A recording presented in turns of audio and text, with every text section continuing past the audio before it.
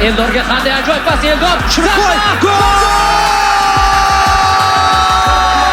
Janosh Shomurodov ketdi. Uzatma. Darvozabon to'pni o'tkazib yubordi. Va gol!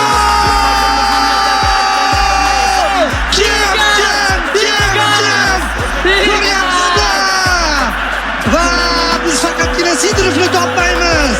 Sergeyevni ham topamiz. 3-0! Qanaqa gol! Vaqtida tushish kerak edi. Ulgurdi Timur.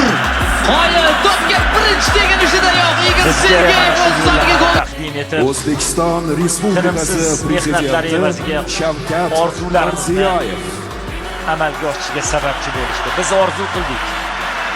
34 yildan beri ana shu damlarni qanchalik orzu qilganimizni bilasiz.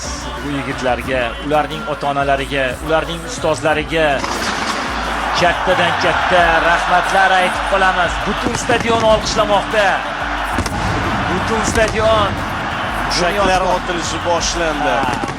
Biz to'yni boshladik, biz bayramni boshladik 5 kun avval va bu bayram hali hamon davom etmoqda. Mana bizning chempionlarimiz, mana bizga jahon chempionati yo'llanmasini taqdim etganlar va bular jamoaning maydonga tushib harakat qilganlari hozir. Lekin buning ortida qanchadan qancha mehnat, mashaqqat, zahmat bor. Faqatgina maydonga chiqqanlarda emas, qadrli do'stlar.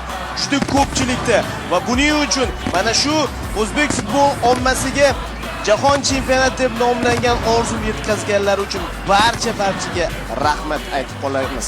Mamlakatimiz rahbaridan boshlab eng pastki qatlamda ishlayotgan kichik xodimlargacha bo'lgan barchaga, xususan muxlislarga ham qayerdadir tanqid qildik. Muxlislar bilan birgalikda qayerdadir qo'llab-quvvatladik. Oxiri maqsadga yetishdik. Chempionlar biz uchun va ularga chempion avtomobillar.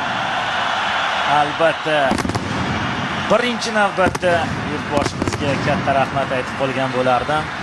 Haqiqatan ham keyingi yillarda